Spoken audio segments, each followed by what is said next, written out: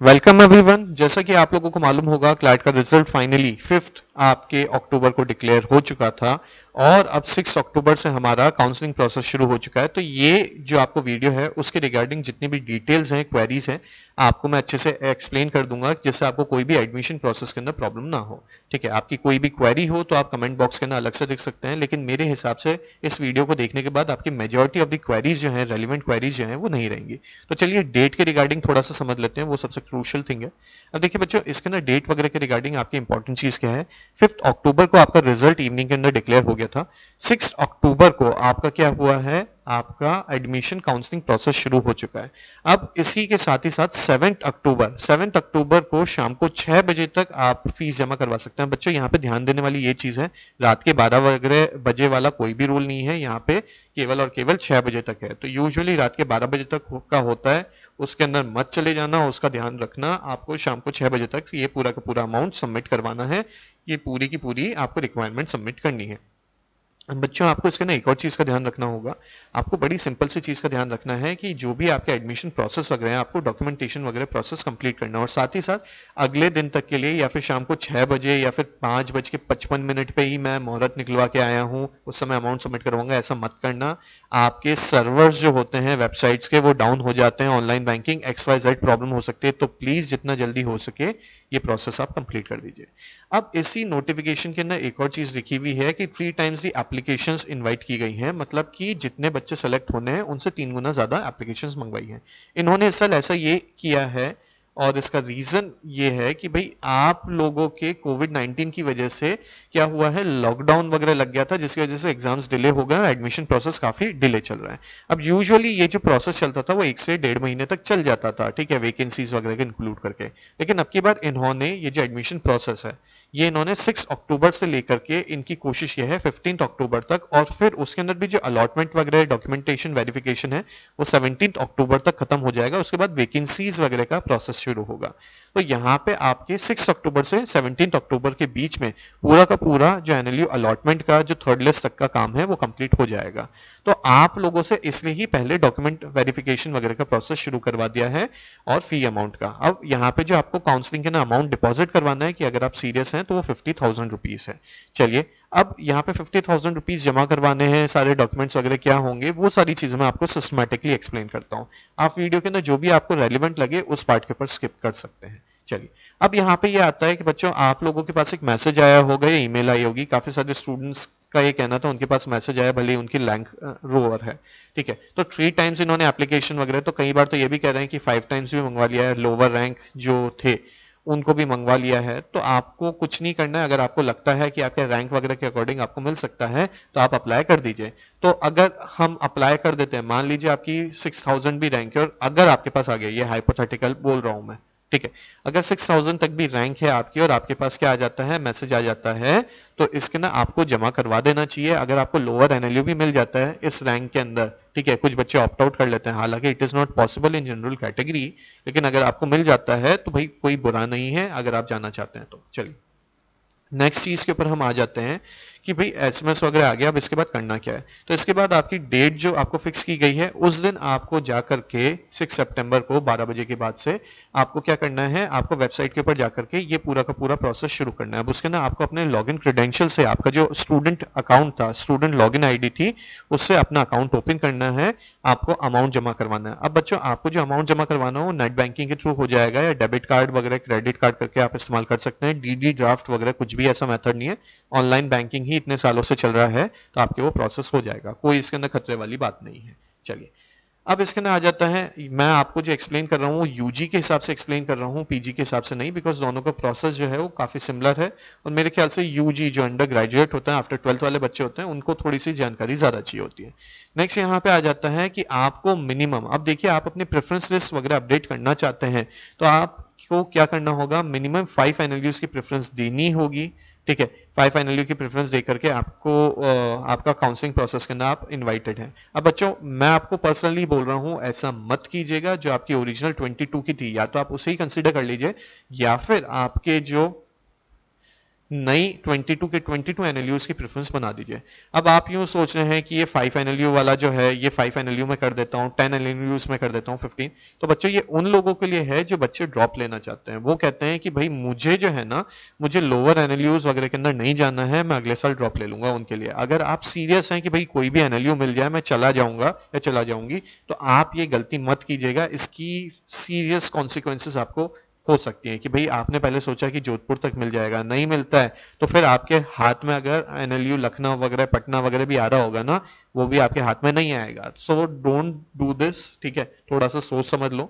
आपको अगर लगता है कि किसी भी एनएलयू में चले जाओगे तो 22 के 22 एनएलयू कर दो, या फिर आपके यूं है कि भाई 5 से 6 एनएलयू के अंदर नहीं जाना है, उनके अलावा बाकी सारे भर दो, ठीक, कोई प्रॉब्लम नहीं है, लेकिन वो 5 और 10 वाले के अंदर मत करना प्लीज। चलिए नेक्स्ट आपके आता है, अगर आप अपनी प्रेफरेंस अपडेट नहीं करते हैं तो आपकी जो ओरिजिनल प्रेफरेंस थी एप्लीकेशन फॉर्म के अंदर वो ही कंसीडर की जाएगी, ठीक है, कोई नई आपकी जो प्रेफरेंस लिस्ट वगैरह है वो मानी नहीं जाएगी, ठीक है। अगर आप लोगों ने नहीं नई वाली प्रेफरेंसेस नहीं बनाई है तो आपकी ओरिजिनल ही जो है वो कंसीडर कर ली जाएगी। अब अगर आप इसके अंदर नेक्स्ट पॉइंट को देखते हैं तो कैंडिडेट्स को प्रोवाइड करनी होगी अपने जो भी ऑप्शंस वगैरह प्रेफरेंसेस अगर आप अपडेट कर रहे हैं, इफ अगर आप अपडेट कर रहे हैं तो सारे जो ऑप्शंस वगैरह हैं मार्क्स और रैंक के अकॉर्डिंग आपको करना है। बच्चों यूं नहीं कि भैया हमारा रैंक आ रहा है कितना, 1500 रैंक आ रहा है तो फर्स्ट प्रेफरेंस के अंदर मैं तब भी बैंगलोर ही भरूंगा। ओरिजिनल वाली के ना आपके था, ठीक है, 22 के 22 भरो कर सकते हो, लेकिन एनएलयू वालों का ये कहना है, क्लैट कंसोर्टियम का ये कहना है कि अगर आपका रैंक क्या है, आपका रैंक 1500 के अंदर है, तो थोड़ा उस हिसाब से देख लो कि आपके चांसेस अगर बढ़ जाएं, बिकॉज प्रेफरेंस का भी बहुत फर्क पड़ता है। अगर आपने अपनी रैंक के अकॉर्डिंग मान लीजिए 1000 रैंक के आसपास हैं आप, और आपने एनएलयू पटियाला भर दिया है क्योंकि आप उसके अंदर जाना चाहते थे, पंजाब के आप रहने वाले हैं, डोमिसाइल आपके वहां पे है, तो आपको फर्स्ट प्रेफरेंस के अंदर उसके अंदर बेनिफिट मिलेगा। अगर किसी ने एनएलयू पटियाला को थर्ड प्रेफरेंस पे रखा और उसका 1001 रैंक है, ठीक है, तो पहले सीट आपको मिलेगी। तो इस चीज का थोड़ा सा ध्यान रखिए, जो प्रेफरेंस वगैरह भरी जाती है वो रैंक के अकॉर्डिंग ही ध्यान देने वाली चीजें होती हैं। तो प्लीज अपना प्रेफरेंस वगैरह अपने रैंक के अकॉर्डिंग करना। ये जो आपके हैं 1500 रैंक के अंदर भी मुझे एनएलयू बैंगलोर मिल जाएगा, ऐसा कभी भी नहीं होता। आप नेट पे जाके सर्च कर सकते हैं वेरियस जो आपके एनएलयूज के रैंक वगैरह किया जाते हैं, तो उसके साथ साथ आपको एक रफ आइडिया मिल जाएगा, वो आप भर दीजिएगा, ठीक है। नेक्स्ट आपके आता है कि कैंडिडेट्स, अब यहाँ पे मोस्ट इंपॉर्टेंट चीज है, इसको थोड़ा सा ध्यान से समझिएगा। Candidates will be considered only for those NLUs which have provided their preference. अब बच्चों होता क्या है कि इसके ना अगर किसी भी कैंडिडेट ने मान लीजिए केवल और केवल 15 एनएलयू की ही लिस्ट भरी है, तो अगर मान लीजिए उसका 15 के 15 एनएलयू के अंदर रैंक के अकॉर्डिंग नहीं हो रहा है, लेट्स से उसका 1600 रैंक आ रहा है, तो उसको फिर क्या होगा 1600 रैंक के अकॉर्डिंग। अब देखिए जनरल की सीट्स वगैरह के रिगार्डिंग मैं बता रहा हूँ, तो अगर मान लीजिए उसके सीट्स वगैरह जो बच्चे ऑप्ट आउट कर लेते हैं एनएलयू के अंदर नहीं जाना, तो इनकी रैंक क्या होती है, इनकी जो प्रेफरेंस लिस्ट के अकॉर्डिंग इनका मूव अप करता जाता है। अब मान लीजिए इनको सोनीपत एनएलयू मिलने वाला था, तो सोनीपत एनएलयू मिल रहा है तो इनको अब वो नहीं मिलेगा, ठीक है, बड़ी सिंपल सी चीज है, बिकॉज इन्होंने सोनीपत को प्रेफरेंस लिस्ट के अंदर डाला ही नहीं था, ठीक है। तो अगर सेकंड प्रेफरेंस लिस्ट के अंदर मान लीजिए इनका आ सकता था, तो अब नहीं आएगा। तो फर्स्ट अगर प्रेफरेंस लिस्ट के अंदर इनके सोनीपत अलॉट हो सकता था, इन्होंने नहीं किया, नहीं मिलेगा। सेकंड लिस्ट थर्ड लिस्ट वगैरह के अंदर भी ये पूरे के पूरे प्रोसेस से ही बाहर हो गए हैं, ठीक है। तो ये चीज इंपॉर्टेंट है, इसलिए मैं आपको बार बार कह रहा हूं कि ये 510 एनएलयू वाला मत करो। अगर आप सीरियस हो 22 के 22 भर दो, और अगर आपको डैम श्योर है कि मुझे कुछ एनएलयूज के अंदर नहीं जाना है, तो फिर आपको क्या करना है कि उनको छोड़ करके आप लोगों को बाकी सारे एनएलयू भर देना है। लेकिन उसके अंदर फिर ये रिस्क रहेगी कि बाद में अगर आपका 10 दिन बाद मूड चेंज हो जाता है कि भाई अब तो मैं सोनीपत में भी चला जाऊं, या फिर निरमा वगैरह में नहीं जाना, या फिर आपके वेरियस अदर प्राइवेट कॉलेजेस के अंदर नहीं जाना, तो वो आपके हाथ से मौका निकल जाएगा। तो इसको सोच समझ करके सबमिट करना। आई वुड रिकमेंड कि किसी आप अपने घर के बड़े वगैरह से डिस्कस कर लें, कोई एनएलयू वगैरह के अंदर बच्चा उससे, या फिर आप जहाँ पे कोचिंग वगैरह लेते थे उनसे। जो हमारे एनरोल्ड स्टूडेंट्स हैं उनको मैं पर्सनली यहाँ पे गाइड कर दूंगा, ठीक है, तो आपको कोई प्रॉब्लम नहीं आएगी। अगर आपको फिर भी कोई क्वेरी है तो कमेंट बॉक्स के अंदर आप डाल सकते हैं, थोड़ा जितना हो सकेगा हम एक्सप्लेन करने की कोशिश करेंगे। अब बच्चों यहाँ पे दूसरी चीज आती है ऑनलाइन पेमेंट वगैरह। 50,000 रुपीज का आपको पेमेंट करना है, वही जो मैंने आपको प्रोसेस बताया था ऑनलाइन बैंकिंग वगैरह का, वो सारी चीजें यहाँ पे आ जाती हैं। लास्ट मिनट पे आपको इंतजार वगैरह नहीं करना, ये सारी चीजें। अब बच्चों यहाँ पे मोस्ट इंपॉर्टेंट इंस्ट्रक्शन से यहाँ पे फिर आ जाता है कि जिन्होंने अपना जो पूरा का पूरा प्रोसेस है उन्होंने कंप्लीट कर लिया है, मतलब कि काउंसलिंग प्रोसेस कंप्लीट कर लिया है, फिर इनका ये कहना है कि काउंसलिंग प्रोसेस वगैरह शुरू हो जाएगा, फर्स्ट लिस्ट वगैरह के अंदर उनका नाम आ जाएगा, ठीक है। जिन्होंने कर लिया, मान लीजिए जो एलियट का जिन्होंने एग्जाम दिया है। अब एलियट के अंदर आपके कुछ बच्चे सेलेक्ट हो जाते हैं, उन्होंने क्या किया, क्लाट की काउंसलिंग के अंदर आपका कंसिडर ही नहीं किया, उन्होंने काउंसलिंग वगैरह के ना अमाउंट ही डिपॉजिट नहीं करवाया, तो आपकी रैंक है तो 120 रैंक आपका ऊपर मूव कर सकता है। तो इस चीज को कंसिडर करके आपको अपनी प्रेफरेंस भरनी है।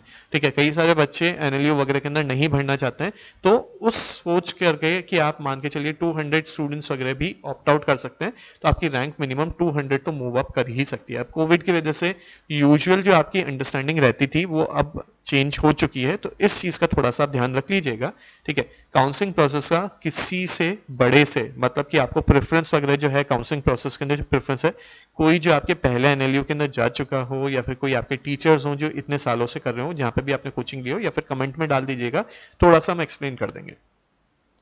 ठीक, नेक्स्ट आपके आ जाता है candidates who do not complete. अब देखिए यहाँ पे यही बोला गया है कि एलियट वगैरह में जाने वाले बच्चे थे और किसी एनएलयू के अंदर, या फिर उन्होंने ऑल टुगेदर क्लैट ही ड्रॉप कर दिया है, तो जिन्होंने भी अगर पूरा काउंसलिंग प्रोसेस शुरू नहीं किया है, ठीक है, या खत्म नहीं किया है, तो उनको अलॉट नहीं की जाएगी सीट, वो काउंसलिंग प्रोसेस से बाहर हो गए।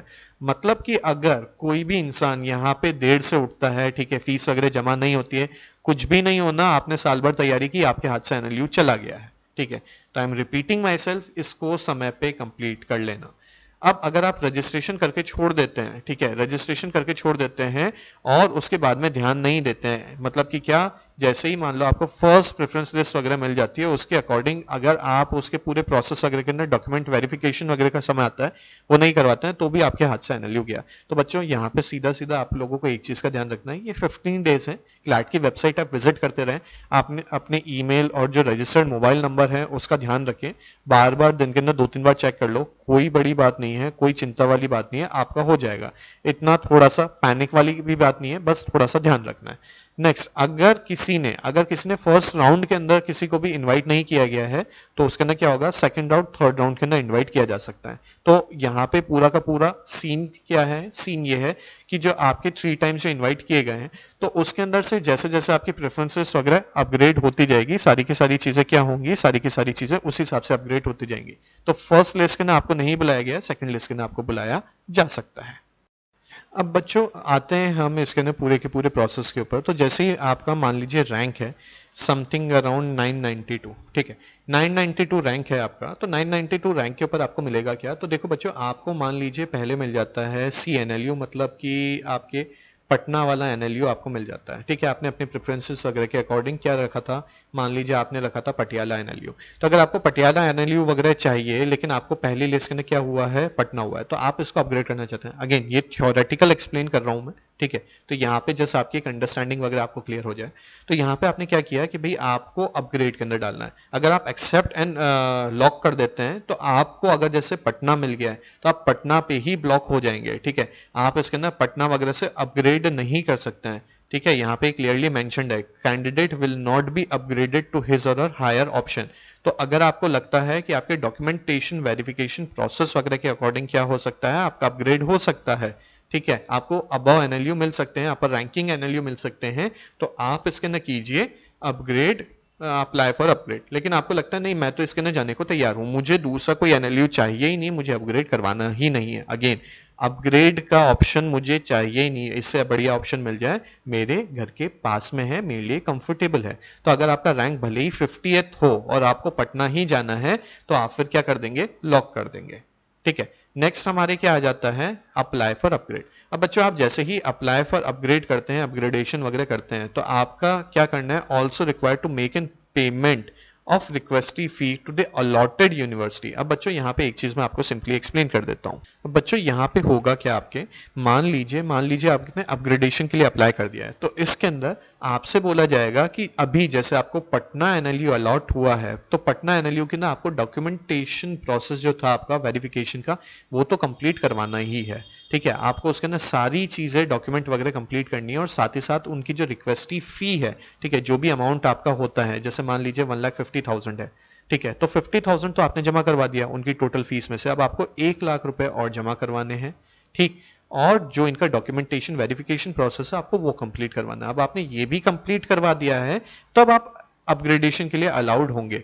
ये ऐसा क्यों कर रहे हैं, ऐसा इसलिए कर रहे हैं कि भाई मान लीजिए आपको अपग्रेडेशन के ना आपको लगता है अपर एनएलयू मिल जाएगा, लेकिन लेकिन क्या होता है आपको अपर एनएलयू नहीं मिलता है, तो फिर आपको क्या होगा भाई, बड़ी सिंपल सी चीज है, आपको जो एनएलयू मिला हुआ है मतलब एनएलयू पटना, तो आपको वो तो मिनिमम रहेगा ही रहेगा। तो अगेन अगर आप अपग्रेडेशन के लिए अप्लाई कर रहे हैं तो भी आपको डॉक्यूमेंटेशन और फी पेमेंट वगैरह का प्रोसेस कंप्लीट करना है पटना के लिए। ये थ्योरेटिकल मैं आपको समझा रहा हूं, पटना के लिए आपने कर दिया, ठीक है, तो फिर आपने जो 1.5 आपकी टोटल अभी तक फीस जा चुकी है, ये क्या होगी, अगर आपका अपग्रेड हो जाता है तो वो दूसरा एनएलयू के अंदर जिसमें भी आप अपग्रेड होके जा रहे हैं उसके अंदर ट्रांसफर हो जाएगी। यूं नहीं है कि आपको उनकी भी पूरी की पूरी नई सिरे से फीस भरनी होगी, ऐसा कुछ भी नहीं है। एनएलयूज उसके अंदर पूरा का पूरा मैकेनिज्म क्लियर है, आपको कोई दिक्कत नहीं आएगी, ठीक है। तो अगर आपका अपग्रेड हो जाता है तो आपकी फीस ट्रांसफर हो जाएगी, ये मैं वापस रिपीट कर चुका हूं। तो आपको फीस तो देते जाना है और डॉक्यूमेंटेशन वेरिफिकेशन प्रोसेस करते जाना है।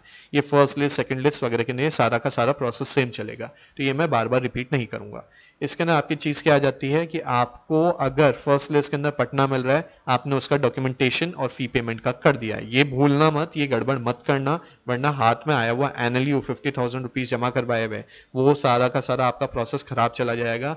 अमाउंट तो रिटर्न हो जाता है, ठीक है, डिडक्शन वगैरह हुआ करके, लेकिन आपके हाथ से जो हाथ में आया हुआ एनएलयू है, जस्ट हमारे लथार्जी की वजह से, ठीक है, सिली मिस्टेक्स या फिर हमारा ध्यान नहीं देने की वजह से एनएलयू चला जाएगा। तो आपको ये चीज को ध्यान रखना है। अब बच्चों अगर बच्चे ने वेरिफिकेशन वगैरह प्रोसेस वगैरह कंप्लीट करवा दिया है, ठीक है ना, हायर प्रेफरेंस वगैरह मिल जाती है एनएलयू वगैरह की, तो फिर आपका वो सारा का सारा प्रोसेस सेकंड लिस्ट के अंदर ये रिपीट होता जाएगा। जैसे कि आपको पहले मिला था पटना, सेकंड के अंदर आपको क्या मिल रहा है, सेकंड के अंदर आपको मिल रहा है पटियाला, लेकिन आपको जाना कहाँ है, वही गांधीनगर के अंदर जाना है, तो आपको वो अगेन अपग्रेड वगैरह के लिए आप अप्लाई कर सकते हैं। ये पूरा का पूरा प्रोसेस तीनों लिस्ट के अंदर सेम रहेगा। चलिए, क्लैट आपको तीसरा ऑप्शन और दे रहा है। तीसरा ऑप्शन क्या है, क्लैट का एडमिशन प्रोसेस। अब अगर आप कभी भी सोचना है कि मुझे तो रहना ही नहीं है एडमिशन प्रोसेस वगैरह के अंदर, मुझे अपनी एप्लीकेशन ही विड्रॉ करनी है, तो आप कर सकते हो। जैसे प्रेफरेंस वगैरह के अंदर आपको देख करके आपने किसी दूसरे कॉलेज के अंदर पहले एडमिशन ले लिया है, private college, Amethi, XYZ colleges वगैरह हैं आपके, ठीक है ना, आपने नरसिंह मुंजी किसी के अंदर भी XYZ कॉलेज के अंदर एडमिशन ले लिया है, तो आपको क्या करना है, एग्जिट कर देना है पूरे के पूरे इससे, ठीक है, आप अपनी सीट चाहते ही नहीं है, ठीक, ये आपका प्रोसेस हो जाएगा। अगेन आप अगर इसको गलती से भी एक्सपेरिमेंट वाला मत करना, क्यों क्लिक करके देखते हैं होता क्या है, येस और नो पूछेगा या नहीं, ये बच्चे बेवकूफियां कर देते हैं, फिर बाद में एनएलयू को कॉल करते हैं, वो उस समय कंसिडर नहीं करने वाला है। तो थोड़ा सा सोच समझ करके क्लिक करो, किसी बड़े इंसान को बैठा करके क्लिक करना, सिली मिस्टेक के अंदर यहाँ पे आपके एनएलयू की सीट क्या हो सकती है, जा सकती है, ठीक है। अब अगर इसके अंदर कोई भी अगर स्टूडेंट वगैरह उसके डॉक्यूमेंट्स वगैरह क्या होते हैं, डॉक्यूमेंट्स वगैरह कंप्लीट नहीं होते हैं, तो उनको काउंसलिंग प्रोसेस से हटा दिया जाएगा, ठीक है। अगर सही समय पे वो चेक वगैरह नहीं करवाते हैं, अगर उनको बार बार मैसेज मेल वगैरह करके बोला जाता है कि भाई डॉक्यूमेंटेशन प्रोसेस कंप्लीट करवाओ, तो और वो नहीं करवाते हैं तो उनको ड्रॉप कर दिया जाएगा। ये पूरी की पूरी चीज कही गई है, ठीक है। अगर आप इसके अंदर सबमिट भी नहीं करते हैं अपनी डिटेल्स वगैरह, ठीक है, 50,000 वगैरह का अमाउंट, तो भी आपका एप्लीकेशन विड्रॉन ही मानी जाएगी। तो इस चीज का प्लीज ध्यान रखें। नेक्स्ट हम आ जाते हैं second preference list, provisional list वगैरह के ऊपर। तो अगेन आपको यही ऑप्शन दिए गए हैं बच्चों, मैं यहाँ पे पूरा का पूरा प्रोसेस एक्सप्लेन कर चुका हूँ, यहाँ पे मैं एक्सप्लेन नहीं कर रहा हूँ, ये पूरा का पूरा प्रोसेस वही चलेगा। नेक्स्ट हम आ जाते हैं कि आप इनमें से कुछ भी नहीं करते हैं वो सारी चीजें, तो ये पूरी की पूरी तीनों लिस्टों के अंदर यही है, ठीक है। नेक्स्ट हम आ जाते हैं रिफंड का रूल। अब बच्चों यहाँ पे आपके लिए इंपॉर्टेंट है रिफंड का रूल। अब रिफंड के रूल के अंदर होता क्या है, अगर कोई भी if a candidate does not get a seats, अब यहाँ पे इन्होंने 3 टाइम्स एप्लीकेशंस मंगवाई है, 3 टाइम्स एप्लीकेशंस मंगवाई हैं जो टोटल अलॉट करने हैं, तो first list, second list, third list आपके अंदर किसी का भी नाम नहीं आता है, ठीक है, किसी भी लिस्ट के अंदर आपका नाम नहीं आता है आपको, तो आपका जितना भी अमाउंट है वो विदाउट एनी डिडक्शन, मतलब कि पूरा का पूरा अमाउंट रिफंड कर दिया जाएगा। तो इसलिए मैं आपको बार बार कह रहा हूं, अगर आपको एसएमएस आया है तो आप इसके अंदर 50,000 जमा करवा दीजिए, आपका कोई भी अमाउंट कट नहीं हो रहा है, ठीक है। लेकिन अगर बच्चा क्या करता है, एग्जिट काउंसलिंग वाला ऑप्शन चूज करता है, ठीक है ना, जो सीट ऑफर्ड की गई है उसे ऑफर्ड कर दी, मान लीजिए 22 की 22 आपने अप्लाई कर रखे थे, ठीक है, वो 15 18 वाला कुछ भी आपने नहीं किया था और 5 वाला कुछ भी नहीं किया था, तो अगर आपको मान लीजिए जैसे एनएलयू सोनीपत आपको अलॉट होता है और आप उसके अंदर नहीं जाना चाहते हैं और आप एग्जिट का ऑप्शन के ऊपर क्लिक करते हैं, तो आपके 10,000 जो अमाउंट है, 10,000 रुपीज का जो अमाउंट है वो डिडक्ट कर लिया जाएगा,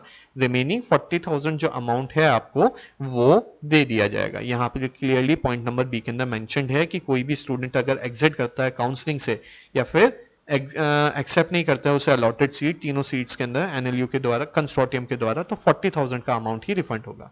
साथ ही साथ इसके अंदर ये और कहा गया है पॉइंट नंबर सी के अंदर, पॉइंट नंबर सी के अंदर ये बोल रहे हैं कि अगर कोई भी स्टूडेंट है, मान लीजिए अगर उसके डॉक्यूमेंटेशन वेरिफिकेशन वगैरह के अंदर कुछ कमी पाई जाती है, जैसे उसके क्या हुआ, उसने बोला था कि भाई मैं कैटेगरी का स्टूडेंट हूँ, पीडब्ल्यूडी वगैरह का उसके पास, या फिर एससी एसटी वगैरह का जो भी एक्सवाइडर ईडब्ल्यूएस वगैरह का सर्टिफिकेट वो समय पे प्रोड्यूस नहीं कर पाता है, वो ये प्रूव नहीं कर पाता है, तो उससे क्या होगा, उसको पूरा का पूरा जो उसको अलॉट किया गया है एनएलयू वो उसका कैंसिल हो जाएगा। साथ ही साथ जो उसको 40,000 का अमाउंट है वो ही रिफंड किया जाएगा, 10,000 रुपीज उसके भी डिडक्ट कर लिए जाएंगे।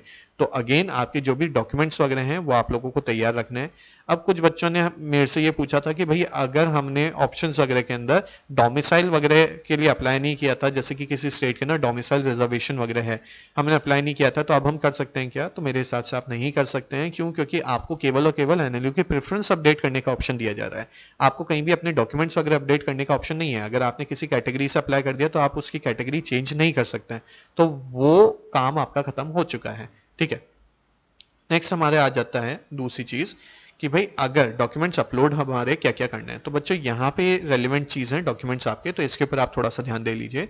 यहाँ पे आपके डॉक्यूमेंट्स जो होंगे वो 10th की मार्कशीट, अब देखिए आपने एनआईओएस वगैरह से कराओ, स्टेट से कराओ, यहाँ पे एनएलयू को कोई भी मतलब नहीं है। रिकॉग्नाइज सेंट्रल गवर्नमेंट के द्वारा, स्टेट गवर्नमेंट के द्वारा जो भी आपके बोर्ड्स होते हैं उनकी अगर आपके पास में पासिंग डिग्री वगैरह है, पासिंग 10th और 12th की मार्कशीट्स वगैरह हैं, तो वो कंसिडर किए जाएंगे।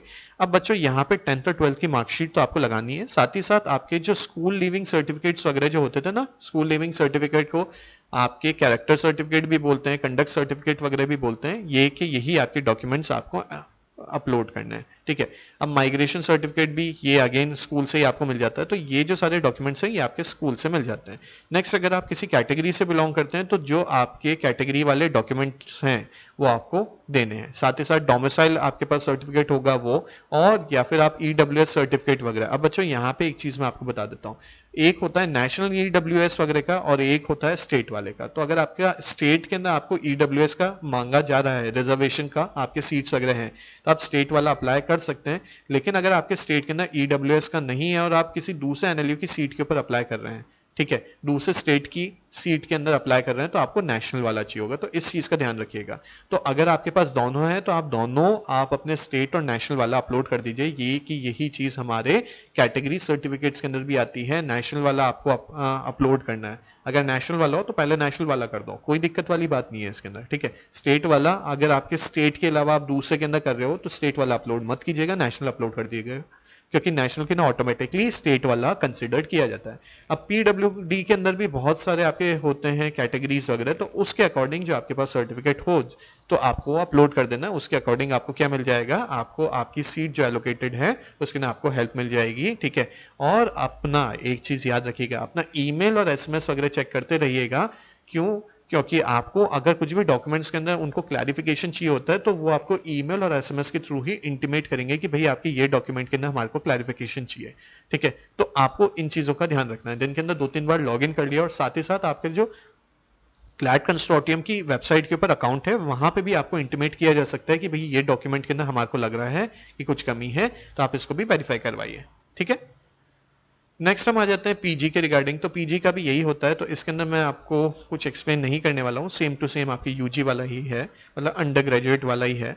अब बच्चों यहाँ पे आ जाता है payment of fee to the NLU. अब बच्चों यहाँ पे क्या हो रहा है, आपके वेरियस फीस वगैरह हैं, तो 50,000 वगैरह का अमाउंट वगैरह, तो ये सारी चीजें इतनी क्रिटिकल नहीं होती हैं। ठीक है, आपको बस वो 50,000 का अमाउंट डिडक्ट करके आपको एनएलयू वगैरह के अंदर फी वगैरह के अंदर पे करना है, ये वो की वही चीज है। ठीक, तो यहाँ पे कुछ ऐसा ज्यादा खास ध्यान देने वाला है नहीं। अगर आपने जो अमाउंट था, जैसे मान लीजिए 1,50,000 फीस थी, तो उसके अंदर से आप 50,000 पे कर चुके हैं, 50,000 रुपीज पे कर चुके हैं, और जो आपकी एनुअल फीस है, ठीक है, एनुअल फीस का 50%, क्यों? क्योंकि एनएलयू के अंदर सेमेस्टर चलता है, तो 2 सेमेस्टर हैं, तो एनएलयू की फीस मान लीजिए आपके 2 लाख रुपीज है।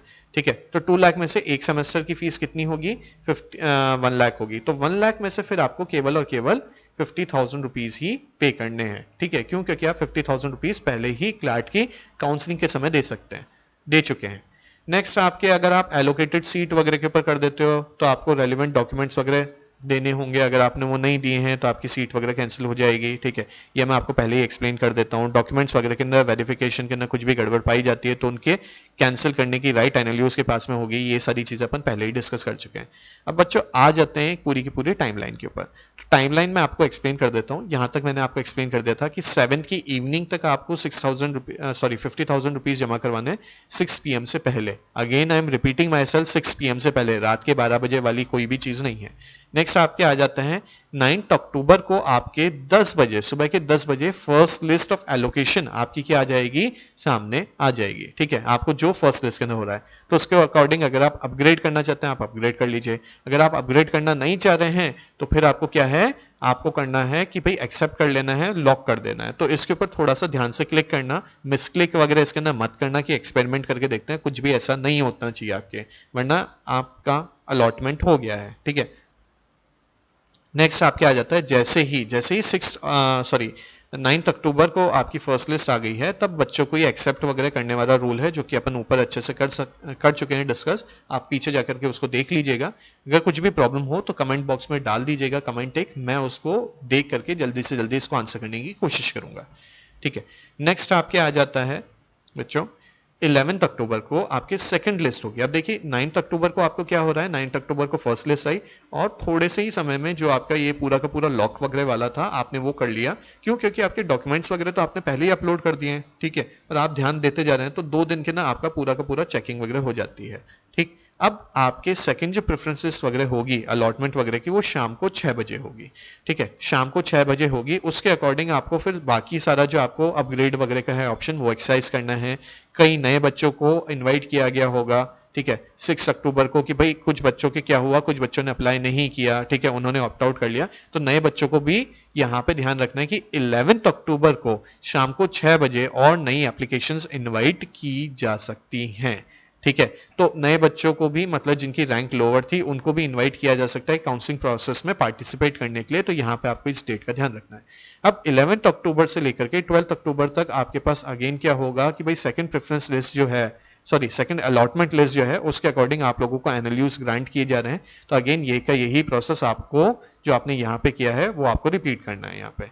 नेक्स्ट आपके आ जाता है फाइनल थर्ड अलॉटमेंट लिस्ट वगैरह जो है ये आपके क्या होगी, आपके 14 अक्टूबर को होगी सुबह के 10 बजे। अब बच्चों यहाँ पे क्या हो रहा था, यहाँ पे हो रहा था सुबह के 10 बजे फर्स्ट लिस्ट। सेकंड लिस्ट आपकी कब आ रही है, शाम को 6 बजे। और थर्ड लिस्ट आ रही है 14 अक्टूबर को सुबह के 10 बजे। तो प्लीज डेट्स का थोड़ा सा ध्यान रख लेना, आपको इस चीज का अच्छे से ध्यान रखना है। ठीक है, अब यहाँ पे 15 अक्टूबर को, ठीक है 15 अक्टूबर को सुबह 10 बजे। बच्चों यहाँ पे डेट और टाइम का बहुत आपको अच्छे से ध्यान रखना है। 15 अक्टूबर को सुबह 10 बजे आपकी थर्ड लिस्ट का भी पूरा का पूरा प्रोसेस कंप्लीट हो जाता है। फिर 16 to 17 के आसपास इनका जो भी इंटरनल डॉक्यूमेंटेशन प्रोसेस वगैरह का जो होगा काम वो चलता जाएगा और वो कंप्लीट हो जाएगा। इसके बाद आपको अगर मान लीजिए आपका जो भी अमाउंट था वो रिफंड कर दिया जाएगा। अब आपको ध्यान रखना होगा वैकेंसीज का। ठीक है, वैकेंसीज के अकॉर्डिंग आपको हर एनएलयूज की वेबसाइट के ऊपर जाकर के आपको रोज ध्यान रखना है कि भाई मेरा रैंक जो है, मेरे रैंक के अकॉर्डिंग लेट से 1800 है, तो 1800 के ऊपर मुझे कौन सा एनएलयू मिल सकता है, कौन सा नहीं मिल सकता है। तो मैं तो आपको एक सिंपल सी चीज कहता हूँ, 22 के 22 एनएलयूज हैं। ठीक है, आपने साल भर तैयारी की है, कोई चिंता वाली बात नहीं है। अगर आपका 1800 या कोई भी आपका रैंक है XYZ जिसके अंदर आपको लगता है चांसेस हैं आपकी 4 to 5000 रैंक के अंदर भी अगर आपको लगता है चांसेस हैं, क्योंकि कई बार बच्चे ऑप्ट आउट कर लेते हैं और बीच में बच्चों को होश ही नहीं रहता है कि एनएलयू की वैकेंसी निकली है। तो अगर आपको लग रहा है अगेन चांसेस हैं तो रोज विजिट कर लो। ठीक है, 16 से ही विजिट करना शुरू कर दो कि भाई वैकेंसी आई होगी किसी एनएलयू के अंदर, तो वहां पे क्या होता है फर्स्ट कम एंड रैंक के बेसिस पे, मतलब जो बच्चे वहां पे काउंसलिंग वाली डेट को, वैकेंसी वाली डेट की भाई इस दिन तक हमारे को वैकेंसी के लिए जो भी बच्चा अप्लाई कर देगा हम उसे अलॉट कर देंगे, उस दिन तक जो हायर रैंकिंग स्टूडेंट होगा वो आ जाता है तो उसको वो सीट अप्लाई करके मिल जाएगी। तो आपको इस चीज का ध्यान रखना है, वैकेंसीज का अच्छे से ध्यान रखना है। कई बार जो बच्चे होते हैं उनको वैकेंसीज पे बहुत अच्छे एनएलयूज मिल जाते हैं, तो please I am repeating my self again and again, इस चीज का ध्यान रखना। एनएलयू मिल सकता है, 3-4,000 रैंक आई हो, कोई हमारे को पेशेंस लूज नहीं करना है, बस रोज एनएलयूज की सारी एनएलयूज की वेबसाइट देखते रहो। वैकेंसी आई जल्दी से जाकर के अप्लाई कर दो। उसके रिगार्डिंग अगर हमारे से हो सकेगा तो हम अपने टेलीग्राम चैनल वगैरह के ऊपर उसके नोटिफिकेशंस वगैरह यहाँ पे सेंड करते रहेंगे। ठीक है, हमारे जो स्टूडेंट्स हैं उनका मैं पर्सनली ध्यान रख लूंगा कि भाई यहाँ पे वैकेंसी निकली है, तो आप लोगों को अपडेट कर दिया जाएगा। लेकिन बच्चों थोड़ा सा आप लोगों का यहाँ पे काम बढ़ जाता है, आप लोगों को खुद का ध्यान रखना है। अगर हमारे से नहीं होता है, ठीक है, नहीं हो पाता है, तो आपको खुद को अपने बारे में थोड़ा सा ध्यान रखना होगा। चलिए अब यहाँ पे आते हैं नोट, आपको नोट करने की और क्या चीज़ें हैं। कैंडिडेट्स को रिक्वेस्ट किया जाता है कि आपको रेगुलरली वेबसाइट को विजिट करते रहना है। तो ये मैं आपको पहले ही बोल चुका हूँ, दिन के अंदर 3-4 बार खोल ली भैया, कोई हमारे को दिक्कत नहीं आएगी, ठीक है। इतना हम काम कर चुके हैं, पढ़ाई कर चुके हैं, तो अब थोड़ा सा काम ये है देखना है जिससे कोई प्रॉब्लम ना आए। अब candidate should also visit website of various NLUs, ठीक है, फी टू बी पेड वगैरह सारे डॉक्यूमेंटेशन प्रोसेस वगैरह के रिगार्डिंग आपको यहाँ पे पूरा का पूरा ध्यान रखना है कि भाई उनको क्या क्या डॉक्यूमेंट्स वगैरह सबमिट करना है। तो आपको वेबसाइट के ऊपर बार बार जाके विजिट करना है, ठीक है। आपको लग रहा है कि आपने इस एनएलयू के अंदर अप्लाई कर दिया है, जैसे कि आपने पटना एनएलयू का मैंने ज्यादातर बार एग्जांपल लिया है, पटना एनएलयू की आपको फीस डॉक्यूमेंटेशन प्रोसेस वगैरह क्या है। तो जैसे ही आपको लगता है कि पटना एनएलयू के अंदर आपके अपग्रेड वाले ऑप्शन के अंदर भी आ चुका है, या फिर आपको क्या हो चुका है, फर्स्ट अलॉटमेंट लिस्ट या सेकंड अलॉटमेंट लिस्ट में आपका नाम आ चुका है, तो आपको उसके अंदर ध्यान रखते हुए क्या करना है, वहां पे देखते जाना है, अच्छा भाई ये एनएलयू अलॉट हो रहा है, कोई दिक्कत नहीं है, इनके डॉक्यूमेंटेशन प्रोसेस क्या है, इनकी वेबसाइट पे मिलेंगे, क्लाइंट की वेबसाइट पे नहीं मिलेंगे, तो वो आपको चीज चेक करना है। साथ ही साथ तीसरा पॉइंट इन्होंने ये बोला है कि क्लाइंट कंसोर्टियम का एडमिशन प्रोसेस जैसे ही खत्म हो जाता है, इंडिविजुअल वेबसाइट्स पे होगा क्लाइंट की मेरिट लिस्ट के ऊपर, मतलब जो आपका रैंक है उसके अकॉर्डिंग आपको एनएलयूज वगैरह मिल सकते हैं। तो इनकी वेबसाइट प्लीज विजिट करते रहिएगा इंडिविजुअल एनएलयूज की। चलिए अब ये था पूरा का पूरा आपके काउंसलिंग प्रोसेस के रिगार्डिंग एक्सप्लेनेशन। आई होप आपको सारी चीजें समझ में आई होंगी। तो अगर यूं मत करना प्लीज कि आपने पूरा का पूरा वीडियो देखा ही नहीं और उसके बाद सीधा का सीधा कमेंट के अंदर जबरदस्ती पूछना शुरू कर दिया। प्लीज वीडियो पूरा देख लेना, हमारी भी ह्यूमनली जितना पॉसिबल होगा हम आपको एक्सप्लेनेशन देते जाएंगे। अभी तक जितने भी वीडियोस पे कमेंट आता है हम कमेंट के अंदर चीजें एक्सप्लेन कर देते हैं। तो प्लीज अगर आपको वीडियो समझ में आ गया हो तो इररेलेवेंट कमेंट मत कीजिएगा। अगर आपको लगता है कुछ चीज समझ में नहीं आई है, जेन्युइन कंसर्न्स हैं, तो आप एसएमएस कर सकते हैं। और by the way CLAT consortium का जो ऑफिशियल हेल्पलाइन नंबर है आप उसके ऊपर भी अप्रोच कर सकते हैं। उनसे आपको कुछ भी जो आपको इंफॉर्मेशन चाहिए होगी हमारे से बढ़िया तरीके से वो एक्सप्लेन कर सकते हैं। हाँ, इतने सालों का एक्सपीरियंस है तो हम भी आपको एक्सप्लेन कर देंगे, लेकिन जो ऑफिशियल अथॉरिटी है वो क्लैट कंसोर्टियम है। आप उनसे कोई भी उनकी ऑफिशियल हेल्पलाइन नंबर के ऊपर कॉल करके पूछ सकते हैं। Otherwise you are most welcome to post your queries regarding admission process. मुझे बहुत खुशी होगी कि भाई आपने जहां पे भी तैयारी की आप सेलेक्ट हो रहे हैं, लेकिन उसके अंदर कुछ आपके एडमिशन प्रोसेस के अंदर हमारा भी योगदान रहा। चलिए अब यहाँ पे मैं इस वीडियो को एंड करता हूं, मिलते हैं नेक्स्ट वीडियो के अंदर। टिल देन जय हिंद।